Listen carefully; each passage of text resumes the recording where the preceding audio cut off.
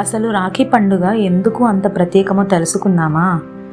శ్రావణ మాసం నాడు చెల్లెలు అన్నకి ప్రేమతో రాఖీ కడుతుంది.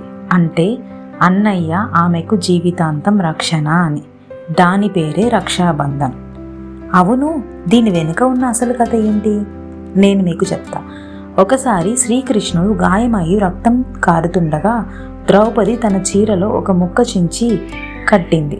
ఆయన చేతిని రక్షించింది. అప్పుడు శ్రీకృష్ణుడు నేను నిన్ను ఎప్పుడూ రక్షిస్తాను అని ఒక మాట ఇచ్చాడు. ఇలాగే మరో గాథలో దేవేంద్రుడు ఓ రాక్షసుడితో యుద్ధానికి వెళ్తున్నప్పుడు ఇంద్రాణి ఒక పవిత్ర తంతు రక్షాసూత్రం చేతికి కట్టి అతని విజయాన్ని కాంక్షించింది. ఆ తంతువు రాఖీగా మారింది. రక్షాబంధన్ పైన ఇంకా ఆసక్తికరమైన నిజాలు ఉన్నాయి. రాఖీ పౌర్ణమి తేదీ ప్రతి సంవత్సరం మారుతూనే ఉంటుంది. అంటే శ్రావణ మాసం పౌర్ణమి నాడు జరుపుకుంటారు. ఎందుకంటే ఇది లూనార్ క్యాలెండర్ ఆధారంగా ఉంటుంది. కేవలం అన్నా చెల్లెల మధ్య కాదు, భావోద్వేగ బంధం ఉన్నవాళ్ళు, స్నేహితులు, సైనికులు కూడా ఈ రాఖీ కడతారు.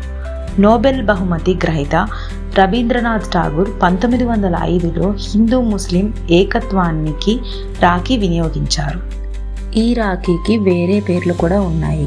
అవి ఉత్తర భారతదేశంలో రక్షాబంధన్ అని అంటారు. మధ్యప్రదేశ్, ఛత్తీస్గఢ్లో దీన్ని కాకా పౌర్ణమి అని, మహారాష్ట్రలో నారాలి పౌర్ణిమ అని కూడా.